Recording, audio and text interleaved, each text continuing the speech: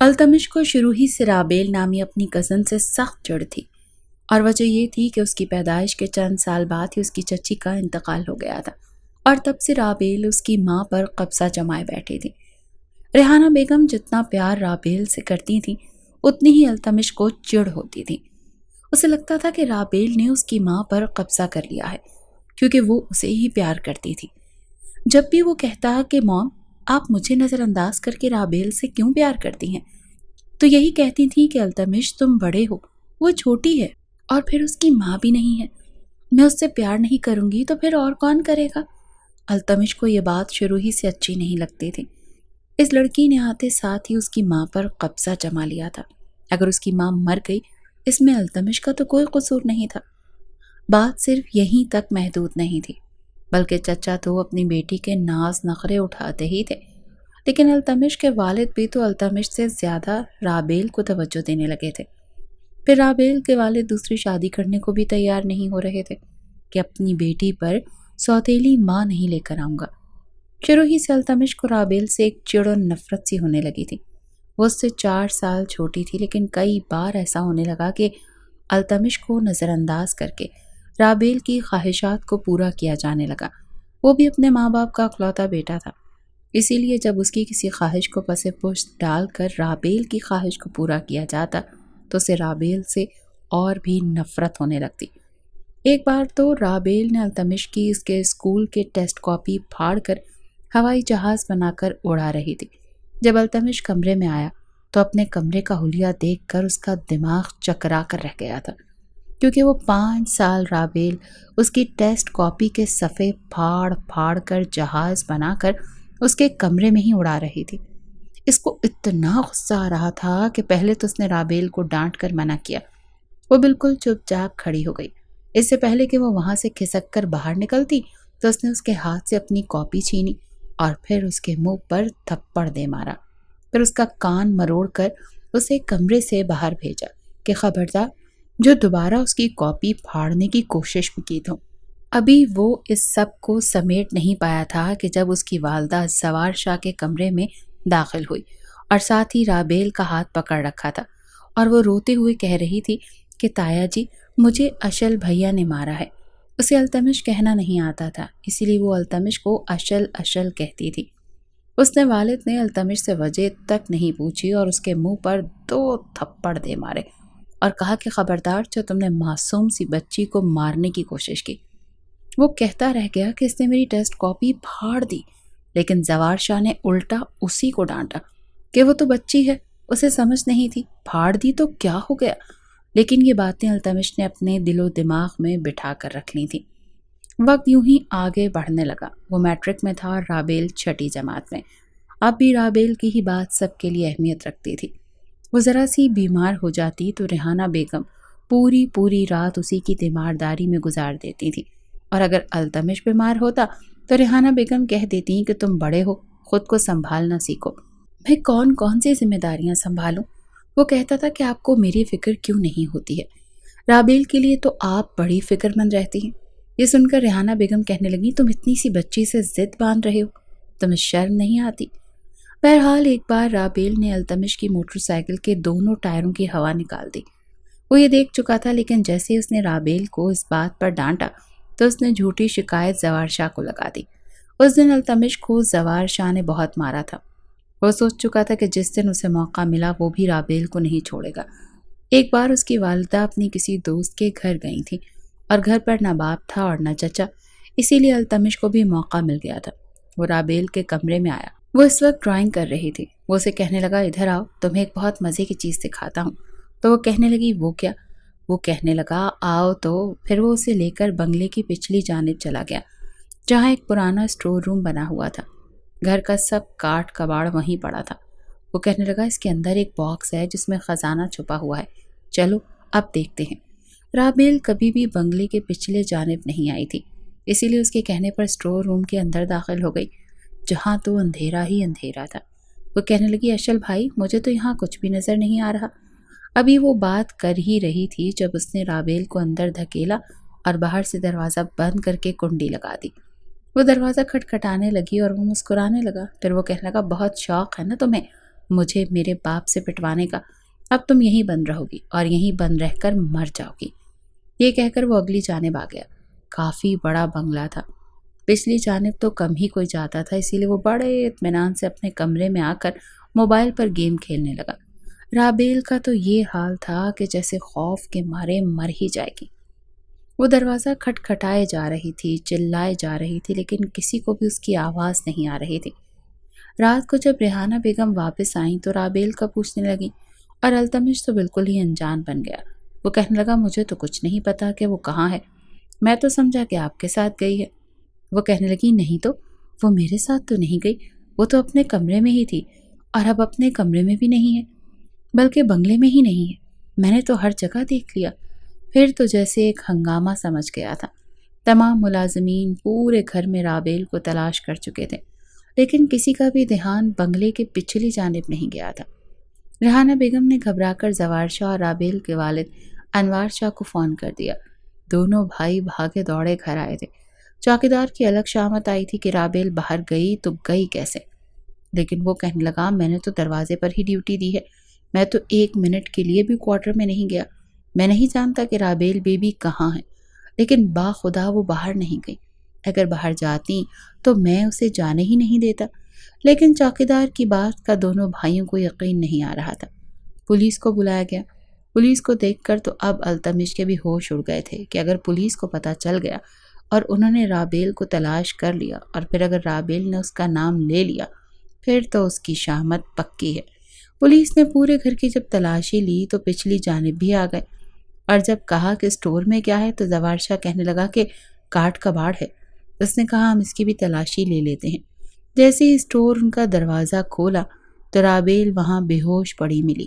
یہ دیکھ کر تو سب کی جان ہی نکل گئی، لیکن دوسری طرف سب یہ بھی سوچ رہے تھے کہ اسے اسٹور روم میں بند کس نے کیا۔ اسے جلدی سے انوار شاہ نے گود میں اٹھایا اور پھر اپنے فیملی ڈاکٹر کو بلایا۔ کچھ ہی دیر کے بعد اسے ہوش آ گیا، اور ہوش میں آتے ہی وہ روتے ہوئے سب سے کہنے لگی کہ اسے اشل بھائی نے اسٹور میں بند کیا تھا۔ وہ کہہ رہا تھا کہ تم میرے باپ سے مار پڑواتی ہو، اسی لیے تم سے بدلا لوں گا۔ یہ سننا تھا کہ زوار شاہ کے ساتھ ساتھ انوار شاہ کا بھی غصہ عروج پر تھا۔ انوار شاہ کہنے لگا کہ میں اب اس گھر میں اپنی بیٹی کو نہیں رکھوں گا، کیونکہ مجھے اس پر بھروسہ ہی نہیں ہے۔ اس کو شرم نہیں آئی چھوٹی بہن کو اسٹور روم میں بند کرتے ہوئے؟ یہ کیا چھوٹا بچہ ہے، 10ویں جماعت میں آ گیا ہے۔ ریحانہ نے رابیل کو سینے سے لگایا اور کہنے لگی بھائی صاحب آپ فکر نہ کریں، آپ کہیں نہیں جائیں گے اور نہ ہی رابیل کہیں جائے گی۔ التمش نے غلطی کی ہے تو اس لیے اس کا باپ اسے امریکہ بھیج دے گا، اب آگے کی تعلیم یہ وہیں حاصل کرے گا، اور 7 سال سے پہلے واپس نہیں آئے گا جب تک کہ اسے عقل نہ آ جائے۔ اور پھر یہی ہوا تھا۔ چند مہینوں میں ہی جیسے اس کی 10ویں جماعت کے پیپر ختم ہوئے تو اسے بیرون ملک بھیج دیا گیا۔ لیکن رابیل کے دل میں التمش کے لیے نفرت کے جذبات پلنے لگے تھے، کیونکہ اسے یہی لگتا تھا کہ یہ میرا دشمن ہے، اسے جب موقع ملے گا یہ مجھے مار ڈالے گا۔ انہی جذبات کو لے کر وہ بچپن سے لڑکپن میں داخل ہوئی، اور لڑکپن سے جوانی میں۔ جیسے جیسے وقت گزرتا گیا اس کے دل میں التمش کے لیے نفرت بڑھتی ہی گئی۔ 7 سال ایسے ہی گزر گئے تھے، اور 7 سال بعد جب رابیل کو یہ پتا چلا کہ التمش واپس آ رہا ہے تو اس کا دل دوبارہ سے بجھ کر رہ گیا تھا۔ وہ خود بھی کالج پڑھ کر یونیورسٹی میں جانے لگی تھی، اور التمش کا بھی تعلیمی سلسلہ ختم ہو چکا تھا، اور بزنس کے لیے وہ پاکستان واپس آ رہا تھا۔ ان 7 سالوں میں نہ تو رابیل نے التمش کو دیکھا تھا اور نہ ہی التمش نے رابیل کو۔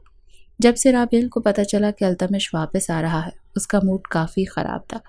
جس دن اس نے واپس آنا تھا وہ اپنے کمرے سے باہر ہی نہیں آئی تھی، لیکن بنگلے کی بڑی اچھے طریقے سے صفائی ستھرائی ہو رہی تھی۔ التمش کے کمرے کو بھی صاف کروایا گیا تھا۔ جیسے ہی وہ بنگلے میں آیا تھا بس ایک نظر ہی رابیل نے اپنے کمرے کی کھڑکی سے اس کی گاڑی کو اندر آتے دیکھا تھا، اور پھر غصے سے پردہ درست کر کے اپنے کمرے میں ہی بیٹھی رہی۔ حالانکہ ملازمائیں بھی اسے بلانے آئی تھیں کہ رابیل بیبی آپ کو ریحانہ بیگم بلا رہی ہیں۔ التمش صاحب پردیس سے واپس آ چکے ہیں، لیکن وہ کہنے لگی میرے سر میں درد ہے، میں نہیں آ سکتی، اور میرا کھانا بھی مجھے آج کمرے میں ہی دے دینا۔ وہ اس کا سامنا کرنا ہی نہیں چاہتی تھی، جانتی تھی کہ وہ اسے دوبارہ بھی نقصان پہنچانے کی کوشش کرے گا۔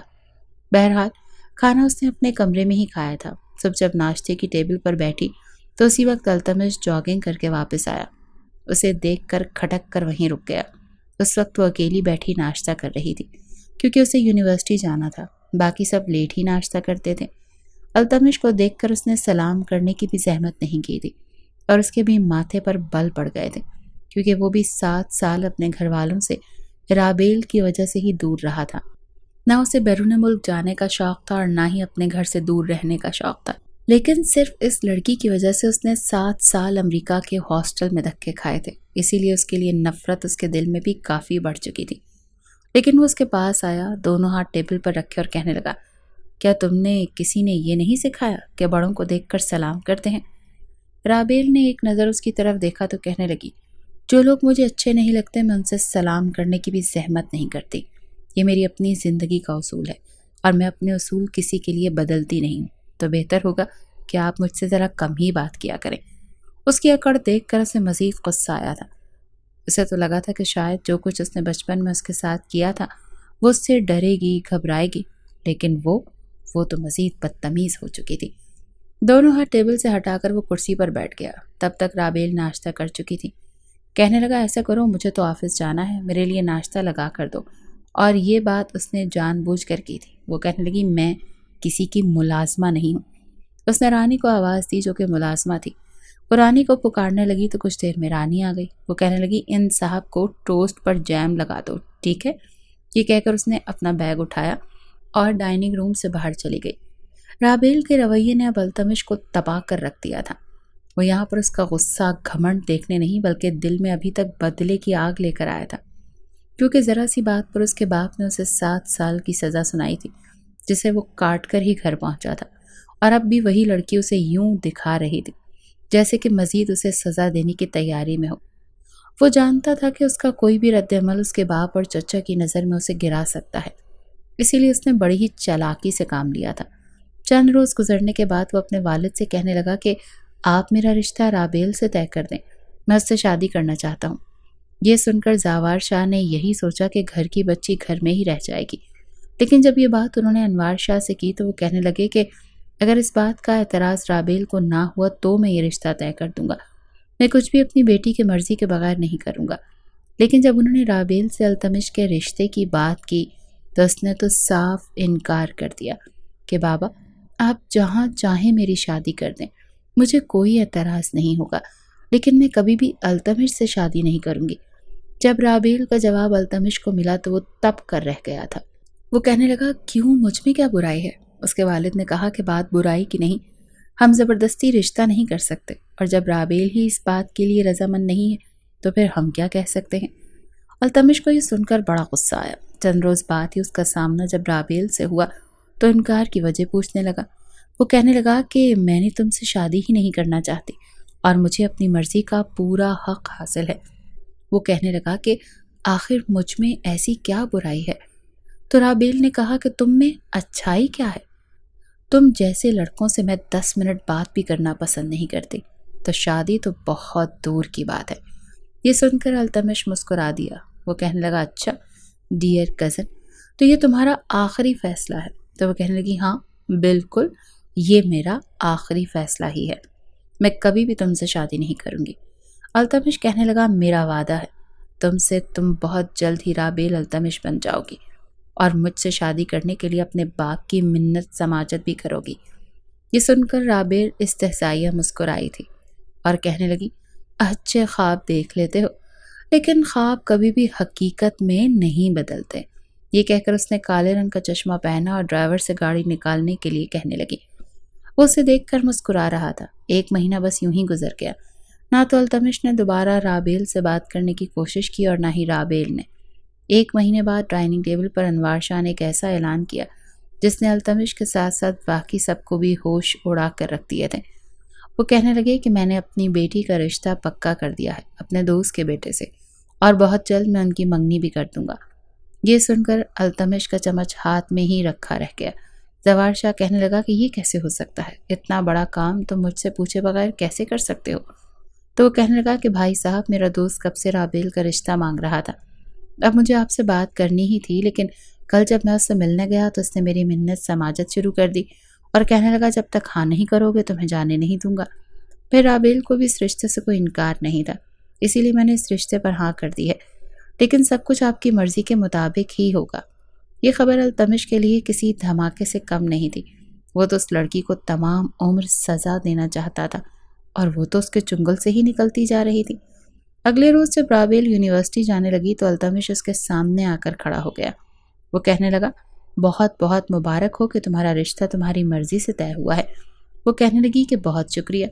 پھر وہ یہ کہنے لگی، نہ جانے وہ کون تھا جو بڑے دعوے سے یہ کہہ رہا تھا کہ بہت جلد میں رابیل انوار سے رابیل التمش بن جاؤں گی۔ کیوں مسٹر ہیرو، کہاں گئی تمہاری ہیرو بنتی؟ یہ کہہ کر وہ کھل کھلا کر ہنسنے لگی۔ وہ اس کے قریب آیا اور دونوں ہاتھ اپنی پینٹ کی جیبوں میں ڈال کر کہنے لگا، جانے جگر، اتنی بھی کیا چلتی ہے؟ ابھی تو گیم شروع ہوا ہے، ابھی دیکھو تو آگے آگے ہوتا ہے کیا۔ بیوی تو تم میری ہی بنو گی۔ رابیل کہنے لگی، مجھے کمزور سمجھنے کی کوشش مت کرنا۔ اگر تم نے میرے کسی بھی معاملے میں ٹانگ اڑانے کی کوشش کی تو ویسے ہی منہ کی کھاؤ گے جیسے بچپن سے کھاتے آ رہے ہو۔ جب میں چھوٹی تھی میں نے تو کبھی تب تمہیں جیتنے کا موقع نہیں دیا، تو اب کیسے تم جیت جاؤ گے؟ اپنی دھمکیاں اپنے پاس رکھو تو زیادہ بہتر ہے۔ یہ کہہ کر وہ یونیورسٹی چلی گئی۔ چند روز بعد یونیورسٹی میں ایک کال آئی جو کہ التمش کی تھی۔ وہ کہنے لگا، چچا کو ہارٹ اٹیک ہو گیا ہے۔ رابیل، میں گاڑی میں باہر ہوں، تم فٹافٹ سے باہر آؤ، ہمیں ابھی کے ابھی ہاسپٹل جانا ہے۔ خبر ہی ایسی تھی کہ رابیل کی سوجھ بوجھ گھوم ہوئی تھی۔ جلدی سے اس نے کلاس چھوڑی اور یونیورسٹی سے باہر آئی، جہاں گاڑی میں پہلے سے التمش موجود تھا اور کافی پریشان تھا۔ وہ فوراً سے گاڑی میں آ کر بیٹھ گئی۔ وہ کہنے لگی، کیا ہوا ہے؟ بابا کو کیسے ہارٹ اٹیک ہو گیا؟ تو وہ کہنے لگا، پتہ نہیں، بس اچانک سینے میں درد اٹھا اور جیسے ہی انہیں ہاسپٹل لے کر گئے تو ان کی طبیعت اور بگڑنے لگی۔ یہ سن کر رابیل رونے لگی اور اپنے موبائل سے جیسے ہی وہ انوار شاہ کا نمبر ملانے لگی، ایک رومال جو اس کی ناک پر رکھا گیا تھا اور اس کی بو سے وہ بے ہوش ہو کر دنیا سے بیگانی ہو چکی تھی۔ جب اسے ہوش آیا تو وہ ایک کمرے میں بند تھی، پیچھے سے اس کے ہاتھ بندھے ہوئے تھے، منہ پر بھی رومال بندھا ہوا تھا اور اس کے سامنے التمش بیٹھا مسکرا رہا تھا۔ رابیل انوار خون خوار نظروں سے اسے دیکھ رہی تھی۔ اسے اندازہ نہیں تھا کہ اس کا کزن اس قدر گھٹیا ہتھ کنڈے بھی استعمال کر سکتا ہے۔ وہ بولنا چاہتی تھی لیکن منہ ہی بند تھا۔ اب التمش اس پر ہنسنے لگا اور کہنے لگا، اوہ ہو میری سویٹ کزن، کچھ کہنا چاہتی ہے مجھ سے؟ ہاں، کیا پیار کا اظہار تو نہیں کرنا چاہتی؟ وہ پھر سے ہنسنے لگا، جبکہ رابیل اسے کھا جانے والی نظروں سے دیکھ رہی تھی۔ وہ کہنے لگا، دیکھو، میں بہت مشرقی قسم کا لڑکا ہوں نا، شادی سے پہلے بیوی کے منہ سے اظہار محبت سنتے ہوئے تو مجھے شرم آتی ہے۔ بس مولانا صاحب باہر بیٹھے ہیں اور گواہ بھی موجود ہیں، بس دلہن کے اٹھنے کا انتظار تھا۔ اب چونکہ تم اٹھ چکی ہو تو پھر ایک بار نکاح کی رسم ہو جائے، پھر تم مجھ سے میٹھی میٹھی پیار بھری باتیں کرنا اور میں تم سے کروں گا۔ کیوں، ٹھیک ہے نا سویٹ کزن؟ رابیل بار بار اپنے ہاتھ کھولنے کی کوشش کر رہی تھی۔ وہ بار بار اپنا منہ بھی ہلا رہی تھی تاکہ منہ پر بندھی پٹی اتر جائے۔ التمش اب سنجیدگی سے اس سے بات کرنے لگا اور کہنے لگا، شرافت سے مولانا صاحب کے سامنے نکاح کے لیے حامی بھر لینا، ورنہ بنا نکاح کے بھی میں تمہارے ساتھ وہ سب کچھ کر لوں گا اور یہاں کوئی بھی مجھے روکنے والا نہیں ہے۔ اور اگر تم چاہتی ہو کہ باعزت گھر چلی جاؤ تو اس کے لیے تمہیں مجھ سے نکاح کرنا ہوگا، ورنہ تم اسی قید خانے میں رہو گی۔ اب فیصلہ تمہارے ہاتھ میں ہے۔ یہ کہہ کر اس نے اس کے منہ سے پٹی اتاری۔ وہ کہنے لگی، کتے کمینے الو کے پٹھے، میں کبھی بھی تم سے شادی نہیں کروں گی، مر جاؤں گی مگر تم سے نکاح نہیں کروں گی، تمہیں جو کرنا ہے کرو۔ اس نے کہا، ٹھیک ہے، جیسے تمہاری مرضی۔ پھر اس نے سب سے پہلے رابیل کے گلے سے دوپٹہ اتارا۔ رابیل کی تو جان لبوں پر آ گئی۔ پھر اس کے قریب ہو گیا اور اپنی شہادت کی انگلی سے اس کے چہرے پر بکھری لٹیں پیچھے کرنے لگا۔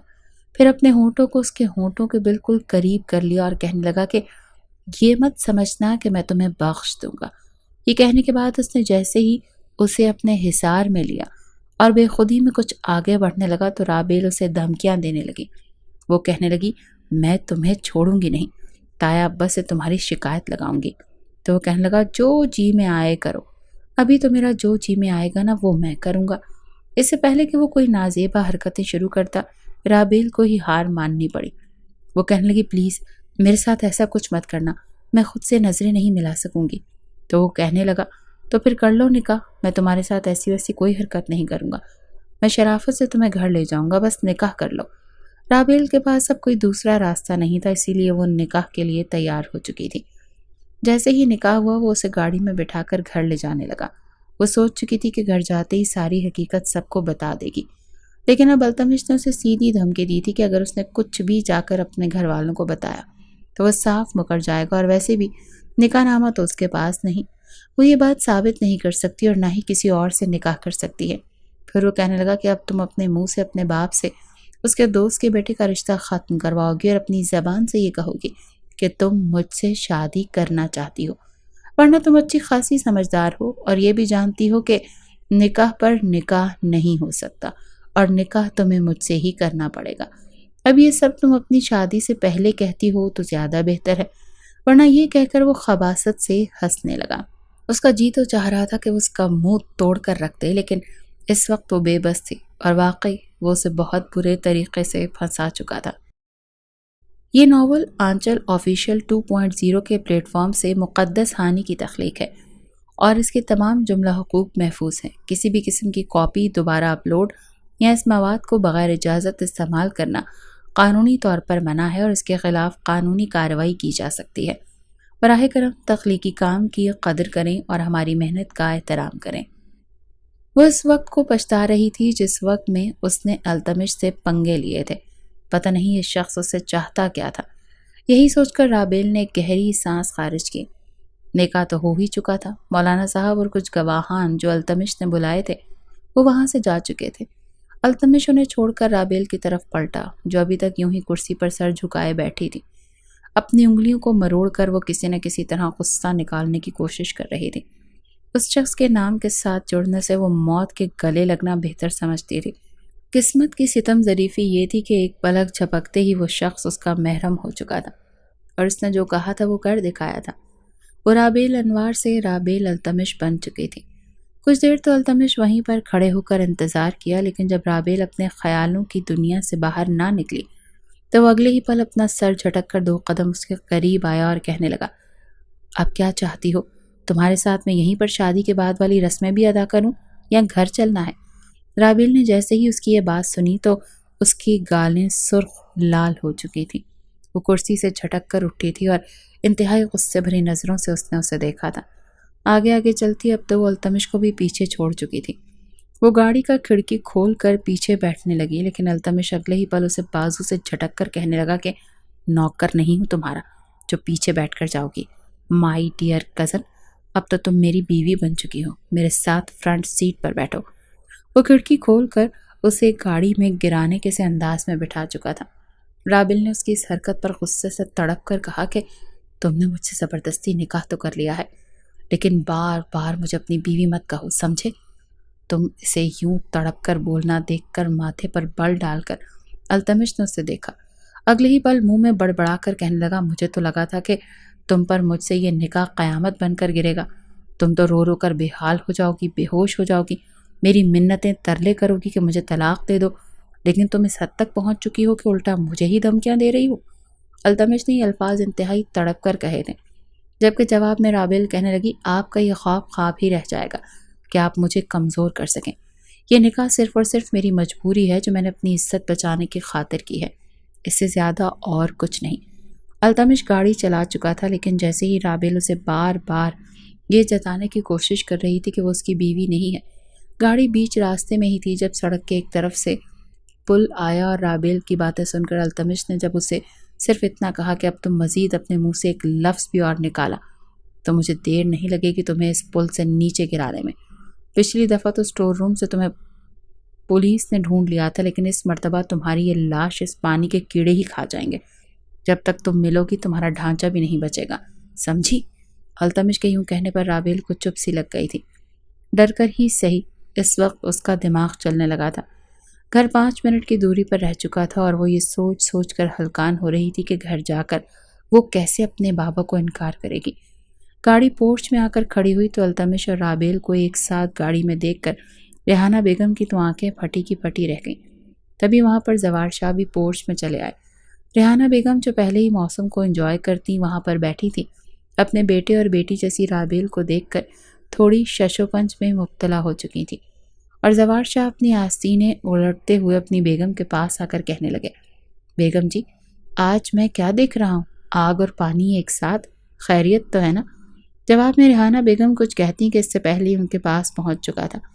رابیل کا چہرہ سرخ ہو رہا تھا اور وہ چپ چاپ بغیر کسی کو سلام دیے کمرے میں جانے لگی تو ریحانہ بیگم ایک مرتبہ پھر اپنے بیٹے کو نظر انداز کرتی ہوئی سیدھا اس کی طرف لپکی تھی۔ کہنے لگی، بیٹا کیا ہو گیا؟ تمہاری طبیعت تو ٹھیک ہے؟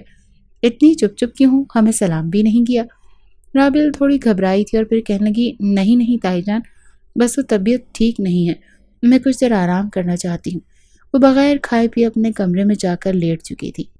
بستر پر لیٹتے ہی آنکھوں میں آنسو آ چکے تھے۔ التمش سے شدید نفرت کرتی تھی لیکن اب کہیں نہ کہیں ایک خوف سا اس کے دل و دماغ پر حاوی ہونے لگا تھا۔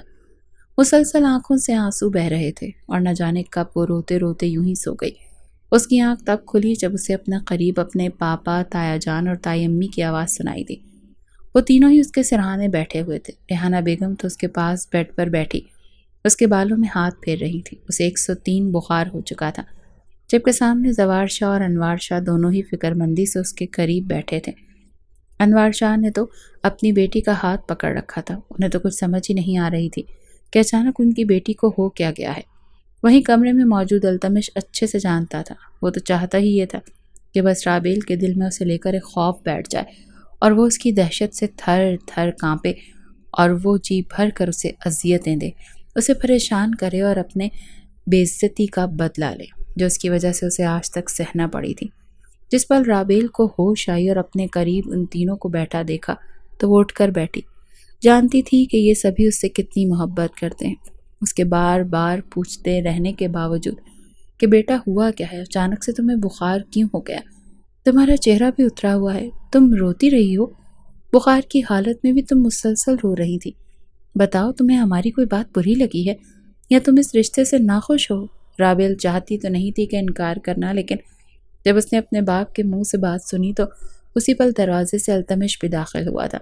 اپنی آنکھوں میں ایک شیطانی چمک لی اور لبوں پر ایک مسکراہٹ سجائے اس نے ایک نظر رابیل کو دیکھ کر اپنی ایک آنکھ دبائی تھی۔ رابیل گہری سانس خارج کر کے سر جھکا کر کہنے لگی کہ میں آپ کے دوست کے بیٹے سے شادی نہیں کرنا چاہتی بابا، مجھے وہ بالکل اچھا نہیں لگتا، میں اس کے ساتھ خوش نہیں رہ پاؤں گی، مجھے تو اسی گھر میں رہنا ہے، ہمیشہ آپ لوگوں کے ساتھ۔ یہ بات اس نے ڈھکے چھپے الفاظ میں ہی کہی تھی۔ وہیں انوار شاہ اپنی بیٹی کو سینے سے لگا کر کہنے لگے کہ بیٹا، اگر تم اس رشتے سے انکار تھا تو تم مجھے بتا دیتی، تم نے اپنی صحت کیوں خراب کر لی؟ میری جان، انوار شاہ تو اپنی بیٹی کے صدقے واری جا رہے تھے۔ وہیں زوار شاہ بھی کہنے لگے، بیٹا تم اس گھر سے نکال کون رہا ہے؟ تم تو ہمارے گھر کی رونق ہو، ہم تمہیں ہمیشہ اس گھر میں رکھیں گے، وہ بھی اپنی بیٹی بنا کر۔ تم ہماری بیٹی بنو گی؟ ارے بیٹی تو تم ہو ہی، لیکن کیا میرے اس نکمے بیٹے کی بیوی بن کر ہماری زندگی میں رونقیں بھرو گی؟ جب یہ بات ریحانہ بیگم نے کہی تو وہ چاہ کر بھی انکار نہیں کر پائی تھی۔ چہرے پر زبردستی مسکراہٹ سجا کر وہ ریحانہ بیگم کے گلے لگ گئی۔ اس کی مسکراہٹ سے زوار شاہ اور انوار شاہ اس کی ہاں سمجھ چکے تھے۔ دونوں ہی التمش سے گلے ملے تھے۔ انہیں تو لگ رہا تھا کہ التمش سدھر چکا ہے، لیکن ایسا نہیں تھا۔ نہ ہی رابیل خوشی سے ان کے لیے ہاں کر رہی تھی۔ اس وقت کال کر کے انوار شاہ نے اپنے دوست کے بیٹے کے رشتے کے اچھے الفاظ میں انکار کر دیا تھا۔ پورے گھر میں خوشی کا سما تھا۔ سب کو اتنا خوش دیکھ کر التمش اپنے پینٹ کی جیبوں میں ہاتھ ڈالے چلتا ہوا رابیل کے پاس آیا اور پھر کہنے لگا، ارے واہ، میں جانتا تھا تم یہ سب کچھ کر لو گی، یہ سب کچھ کرنا تمہارے بائیں ہاتھ کا کھیل ہے، بس اب تمہارا میرے کمرے میں آنے تک کا انتظار ہے۔ ایک مرتبہ تم میرے کمرے میں دسترس میں آ جاؤ تو پھر دیکھنا تمہارے ساتھ میں کیا کرتا ہوں۔ آج تک تم نے مجھے جس قدر نظر انداز کروایا، ہر ایک بات کا مطلب یہ تم سے میں بدلا لوں گا، اور تم چاہ کر بھی کمرے کی چار دیواری سے باہر نکل کر کسی سے کچھ نہیں کہہ پاؤ گی۔ تمہاری وجہ سے 7 سال میں اپنے گھر والوں سے دور رہا، اچھا ہوتا کہ تم اسٹور روم میں ہی بند ہو کر مر جاتی۔ جس قدر حقارت سے التمش یہ الفاظ بول رہا تھا، یہی وہ وقت تھا جب رابیل کے پورے وجود میں سنسنی کی لہر دوڑ گئی۔ وہ جو پلٹ کر التمش کو جواب دینا چاہتی تھی، ایک مرتبہ پھر کہیں دور بہت پیچھے پہنچ چکی تھی۔ اسے سچ مچ اب التمش سے ڈر لگنے لگا تھا۔ گھر میں شادی کی تیاریاں شروع ہو چکی تھیں۔ گھر کے سبھی بڑے بہت خوش تھے، لیکن وہ چاہ کر بھی انہیں حقیقت نہیں بتا سکتی تھی۔ اسے تو آنے والے وقت کا سوچ سوچ کر ہی پچھتاوا ہو رہا تھا کہ آخر کیوں وہ اس دنیا میں التمش کی کزن ہی بن کر پیدا ہوئی تھی۔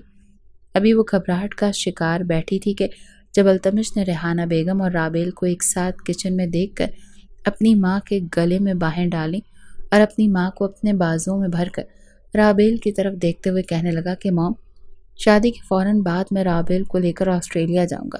جواب میں رابیل کے تو کانوں کی لو تک سرخ ہوئی تھی۔ اس نے سر اٹھا کر جب التمش کو دیکھا تو وہ ایک آنکھ دبا کر ہنسا تھا۔ اس بات پر ریحانہ بیگم نے اپنا ایک ہاتھ بیٹے کے بالوں میں سہلایا اور کہا کہ ارے میرا بیٹا، تم دونوں بس خوش رہو، آباد رہو۔ میں تو یہ سوچ سوچ کر خوش ہوں کہ رابیل میری بچی اس گھر سے کہیں نہیں جا رہی، بلکہ ہمیشہ اس گھر میں میرے پاس ہی رہے گی۔ جبکہ رابیل کی تو سوئی وہیں اٹک چکی تھی۔ وہ تو اس شخص کے ساتھ ایک کمرے میں نہ رہ سکتی تھی، نہ جانے آسٹریلیا میں لے جانے کے بعد ہی اس کے ساتھ کرتا کیا۔ ریحانہ بیگم کچن سے باہر گئیں تو التمش رابیل کے پاس آیا۔ سامنے ٹوکری میں پڑا ہوا سیب اٹھا کر کھاتے ہوئے ٹیبل پر ہی چڑھ کر بیٹھ گیا اور کہنے لگا، چلو گی نا میرے ساتھ آسٹریلیا میری پیاری بیوی؟ جانتی ہو آسٹریلیا میں بڑے بڑے سانپ اور خطرناک زہریلی مکڑیاں عام گھومتی ہیں۔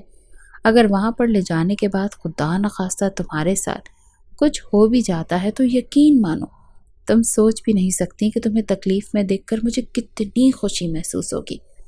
جواب میں ہاتھ میں پکڑا ہوا چاقو رابیل نے التمش کی طرف بڑھایا تھا۔ وہ چاقو کی نوک التمش کی گردن کے قریب لے آئی تھی۔ گردن کے قریب لے جا کر کہنے لگی کہ خبردار مسٹر التمش شاہ، تم نے مجھے نقصان پہنچانے کی ذرا سی بھی کوشش کی تو آپ کے ساتھ یہ نکاح میری صرف اور صرف مجبوری ہے۔ اگر مزید مجھے تنگ کیا تو سچ میں نے تایا اور تائی کی بھی پرواہ نہیں کرنی اور آپ کو جھولیاں بھر بھر کر بد دعائیں دینا شروع کر دوں گی۔ میری بد دعائیں آپ کو گنجا کر کے رکھ دیں گی۔ آپ کے منہ میں دانت ایک نہیں چھوڑنا، آپ جوانی میں ہی بوڑھے ہو جاؤ گے اور پتہ نہیں کیا کیا ہوگا آپ کے ساتھ۔ رابیل کی دھمکیاں سن کر التمش نے اسے سر سے پکڑ کر واپس کرسی پر پٹخا تھا اور کہنے لگا، وہ تو وقت ہی بتائے گا، تم اپنی الٹی گنتی گننا شروع کر دو۔ یہ دھمکی دے کر التمش وہاں سے جا چکا تھا۔ شادی کی شاپنگ شروع ہو چکی تھی اور ہر روز التمش اور رابیل گھر والوں کے ساتھ مال میں گھوم رہے ہوتے تھے۔ جو سوٹ رابیل کو پسند آتا التمش فوراً انکار کر کے وہ کلر پسند کرتا جو رابیل کو بالکل بھی پسند نہ ہوتا۔ ساری شادی کی شاپنگ اس نے اپنی پسند کی تھی۔ سارے وہی کلر پسند کیے جو کہ رابیل کو بالکل بھی پسند نہیں تھے۔ شادی سے 2 روز پہلے ہی رابیل کی آنکھوں سے نیند اڑ چکی تھی۔ نہ جانے التمش کے کمرے میں جانے کے بعد التمش اس کے ساتھ کیا سلوک کرتا، یہ سوچ کر وہ پریشان ہو رہی تھی۔ جس پل ریحانہ بیگم اسے بیٹی سے بہو بنا کر اس کمرے میں لے کر آئی تھی تو بڑے پیار سے اسے اپنے سینے سے لگا کر اس کا ماتھا چوما تھا کہ بیٹی، تم کبھی مت سمجھنا کہ میں تمہاری ماں سے تمہاری ساس بن جاؤں گی۔ آج بھی اور ہمیشہ میری زندگی میں پہلے تم ہو۔ میرا بیٹا تمہیں بہت خوش رکھے گا۔ التمش پیچھے ہی کھڑا اپنی ماں کی یہ ساری باتیں سن رہا تھا۔ بلا شبہ وہ دونوں اس وقت چاند اور تارے کی جوڑی لگ رہے تھے۔ جو بھی انہیں دیکھ رہا تھا ان کی تعریفیں کر رہا تھا، لیکن یہ شادی صرف اور صرف انتقام کی آگ میں جلتی ہوئی کی گئی تھی۔ جیسے ہی ریحانہ بیگم دونوں بچوں کو ڈھیروں دعائیں دے کر اس کمرے سے گئیں اور کمرے کا دروازہ بند ہوا تو رابیل بھی ایک پل کو کپ کپا چکی تھی۔ وہ سر جھکا کر بیٹھی تھی، گھونگھٹ ریحانہ بیگم ہی اسے اڑا کر گئی تھی۔ التمش قریب آیا اور سب سے پہلے اس نے گھونگھٹ ہی اٹھایا تھا۔ سب کے سامنے تو وہ اچھے سے رابیل کو دیکھ نہیں پایا تھا، لیکن اب رابیل کو یوں اپنے سامنے دلہن کے روپ میں دیکھ کر ایک پل کو وہ اپنی پلکیں جھپکنا بھول چکا تھا۔ اس کا خود سے کنٹرول ختم ہونے لگا۔ وہ کتنی ہی دیر اسے دیکھتا رہا، لیکن جیسے ہی اسے شادی کرنے کا مقصد یاد آیا تو گلا گھونکار کر کہنے لگا، اب کیا مجھ سے منہ دکھائی چاہتی ہو؟ یہ کیا اتنا بڑا شامیانہ میرے بستر پر پھیلا کر رکھا ہوا ہے؟ سمیٹو اسے اور اٹھو۔ مجھ سے یہ توقع مت کرنا کہ میں تمہارے حسن میں تعریفوں میں زمین آسمان ایک کر دوں گا، سمجھی؟ میرے لیے تم وہی نکچڑی رابیل ہو۔ اٹھو، میرا بستر خالی کرو۔ اس نے جب رابیل کا لہنگا جھٹک کر کہا تو اسے بھی غصہ آ چکا تھا۔ بھلے جتنا مرضی اسے التمش سے خوف آ رہا تھا، لیکن اس کے باوجود التمش سے نظر انداز ہونے پر وہ بستر سے اٹھ کھڑی سیدھا واش روم جانے لگی تو التمش جوتوں سمیت بیڈ پر نیم دراز ہو کر کہنے لگا، ارے کہاں جا رہی ہو؟ میں نے صرف بستر سے اٹھنے کا کہا ہے، یہ تو نہیں کہا کہ تم یہاں سے چلی جاؤ۔ پہلے دلہن ہو میری، اور سہاگ رات کو دلہن شوہر کی مرضی کے بغیر سانس تک بھی نہیں لے سکتی۔ انتہائی جوشیلا سا لگ رہا تھا۔ رابیل شادی تو کر چکی تھی۔ پلٹ کر خبردار کرتے ہوئے کہنے لگی کہ دیکھو التمش، آپ نے مجھ سے شادی کرنی تھی سو میں نے کر لی، لیکن اس سے زائد کی امید مجھ سے مت رکھیے گا۔ یہ آپ کا خواب ہی ہے کہ آپ مجھے اذیتیں دیں گے، تکلیف دیں گے۔ اگر آپ نے میرے ساتھ کچھ بھی غلط کرنے کی کوشش کی تو میں اسی گھر میں رہتے ہوئے ایک ہی مرتبہ چلاؤں گی، سب یہاں پر اکٹھے ہو جائیں گے اور پھر آپ کے ساتھ جو ہوگا نا، آپ بہتر طریقے سے جانتے ہیں۔ رابیل کو یہ دھمکی بہت مہنگی پڑنے والی تھی۔ اگلے ہی پل التمش بستر سے اٹھا اور گردن سے رابیل کو پکڑ کر بستر پر پٹک چکا تھا، اور پھر ایک لمحے کی بھی دیری کیے بغیر اس نے رابیل کا ہی وہ سرخ آنچل اس کے منہ کے اوپر باندھ دیا۔ اس کے دونوں ہاتھ اوپر کی طرف اٹھا کر اپنا ایک ہاتھ اس کی گردن پر رکھ کر اپنی سانسیں اور اس کے چہرے پر چھوڑنے کے بعد کہنے لگا، سو مائی بیوٹیفل وائف، کیا کہہ رہی تھیں آپ؟ ایک مرتبہ چلائیں گی، کبے کی طرح کائیں کائیں کریں گی تو آپ کی دل خراش آواز سن کر سارے گھر والے دوڑے دوڑے چلے آئیں گے۔ اوہو، اب تو میں نے آپ کو منہ ہی باندھ دیا ہے، اب کیسے آپ کی فریاد گھر کے باقی افراد تک پہنچ پائے گی؟ اس پل رابیل نے خود کو بالکل بے بس محسوس کیا تھا۔ نہ وہ اپنے ہاتھ ان مضبوط ہاتھوں سے چھڑوا پا رہی تھی اور نہ ہی ہل پا رہی تھی، کیونکہ وہ ذرا سا بھی اگر مزاحمت کرتی تو التمش اس کے بے حد قریب آ سکتا تھا۔ لیکن اگلے ہی پل کچھ سوچتے ہوئے رابیل نے اپنی ٹانگ پورے زور سے التمش کے پیٹ میں دے ماری۔ ٹانگ لگنا تھی کہ التمش ہلکا سا چلا کر بیڈ پر گرا تھا۔ دبی دبی غراہٹ سے چلا کر رابیل کی بچی تمہاری تو، مگر اس سے پہلے ہی رابیل واش روم میں بند ہو چکی تھی۔ مکمل لاک لگا کر وہ دروازے کا ہینڈل پکڑ کر کھڑی ہو گئی۔ التمش نے دروازے کو بجانا شروع کر دیا کہ چپ چاپ دروازہ کھولو، تم نہیں جانتی تمہارے ساتھ میں کرنے کیا والا ہوں، شوہر ہوں تمہارا، کوئی ایرا غیرا نہیں جو تم میرے ساتھ یہ حرکتیں کرتی پھرو۔ تمہیں ایسا سبق سکھاؤں گا کہ میرا نام سن کر بھی کانپو گی۔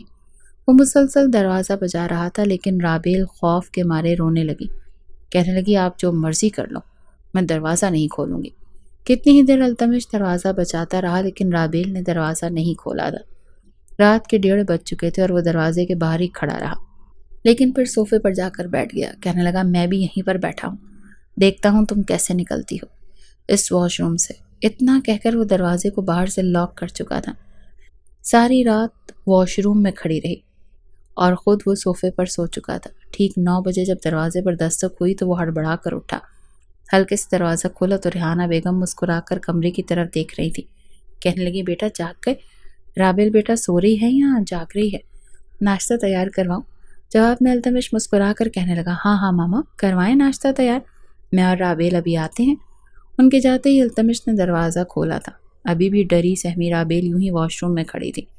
ساری رات کھڑے رہنے کی وجہ سے اس کے پیروں میں ورم آ چکے تھے، پاؤں میں سوجن آ چکی تھی۔ لڑکھڑا کر چلتی ہوئی باہر نکلی تو ایک پل کو اسے اس انداز میں دیکھ کر التمش کی ہنسی چھوٹی تھی۔ وہ تالی بجا کر ہنستے ہوئے رابیل کو کہنے لگا اب تم کم از کم اس انداز میں چلتی ہوئی میرے ساتھ نہیں جا سکتی، اپنے چلنے کا انداز درست کرو، سمجھی؟ شاید ہی کسی کی سہاگ رات ایسی ہو جیسی رابیل اور التمش کی تھی۔ بڑی مشکل سے رابیل نے اپنے چہرے کے زاویے درست رکھے تھے اور فریش ہو کر نیچے سب کے سامنے آئی تھی۔ اس کے چہرے سے ہی لگ رہا تھا کہ اس کی طبیعت ٹھیک نہیں ہے، لیکن پھر بھی اس روز ولیمہ تھا اور ولیمے کی تقریب خیر و عافیت سے سر انجام پائی تھی۔ لیکن وہ سوچ چکی تھی کہ کچھ بھی ہو جائے آج وہ التمش کے سونے سے پہلے کمرے میں نہیں جائے گی، ورنہ وہ ایک مرتبہ پھر اسے اذیت دینے کے لیے کچھ بھی کر سکتا تھا۔ رات کے 11 بج چکے تھے اور وہ جان بوجھ کر ابھی تک جہاں پر بیٹھی ریحانہ بیگم اور زوار شاہ سے باتوں میں لگی تھی۔ التمش بار بار گھڑی کی طرف دیکھتا کتنی ہی مرتبہ کہہ چکا تھا کہ مجھے نیند آ رہی ہے، میں کمرے میں جا رہا ہوں۔ ریحانہ بیگم نے بھی باتوں میں کہا تھا کہ بیٹا جاؤ سو جاؤ، آج کا سارا دن بھی مہمانوں کے ساتھ ملاقات کرنے میں گزر گیا، تھک گئی ہوگی۔ لیکن جب تک زوار شاہ کو بھی نیند نہ آئی، وہ بھی کرکٹ اور سیاسی باتیں کرنے کے بعد کمرے میں نہ گئے، تب تک رابیل بھی نہیں گئی تھی۔ جب ریحانہ بیگم خود اسے کمرے میں لے کر گئیں تب تک التمش تھکا ہارا سو چکا تھا۔ رابیل نے شکر کا سانس لیا اور اس نے چپ چاپ کمرے کا دروازہ بند کیا اور پھر بیڈ کی طرف دیکھا۔ کم از کم وہ اس التمش کے ساتھ ایک بیڈ پر تو نہیں سو سکتی تھی۔ التمش کو پرسکون سویا دیکھ کر ایک نظر رابیل نے اسے بغور دیکھا۔ کس قدر معصومیت اس کے چہرے پر چھائی ہوئی تھی، لیکن کون جانتا تھا کہ یہ شخص اندر سے پورا کا پورا شیطان تھا۔ رابیل چپ چاپ صوفے پر کشن رکھ کر سو چکی تھی۔